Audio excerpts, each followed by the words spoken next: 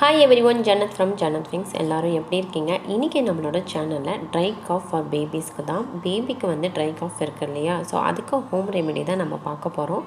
வாங்க சேனலுக்குள்ளார போய் பார்க்கலாம். புதுசாக யாராவது பார்த்துட்டு இருந்தீங்கன்னா சப்ஸ்கிரைப் பண்ணிட்டு பாருங்கள்.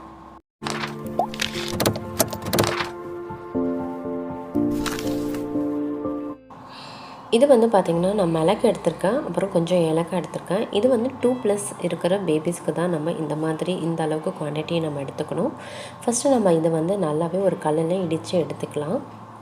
பாருங்கள், ஏன்னா இது மிக்சியில் போட்டிங்கன்னா உங்களுக்கு நல்ல பவுடராக வராது. ஸோ அதனால் நம்ம இடித்து இந்த மாதிரி எடுத்துக்கலாம்.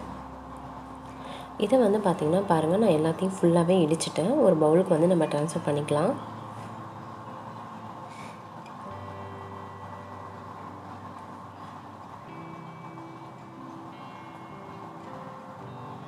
இது வந்து நீங்கள் அப்படியே குழந்தைங்களுக்கு தரக்கூடாது. கொஞ்சம் வந்து ஃபில்டர் பண்ணி தான் கொடுக்கணும். இந்த மாதிரி ஒரு ஜல்லடை வச்சுக்கிட்டு நல்லா ஃபில்டர் பண்ணிக்கோங்க.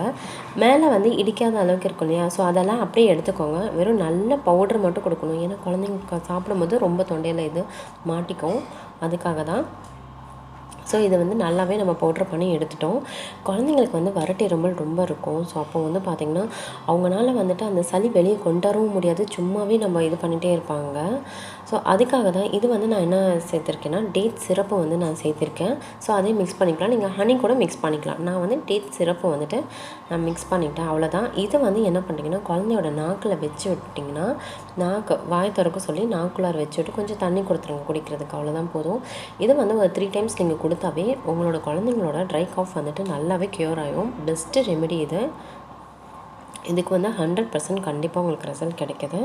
ஸோ எல்லா சளியும் கொண்டாட யூஸ்வலாக நம்ம வந்து டாக்டர்கிட்ட போகும்போது அந்த மெடிசன்ஸ் எல்லாமே வந்து சாப்பிடும்போது நம்மளோட காஃப் வந்துட்டு அப்படியே அந்த சளி எல்லாமே ஸ்டாப் பண்ணிடுவாங்க. மறுபடியும் ஒன்ஸ் அகைன் வந்துக்கிட்டே இருக்கும்.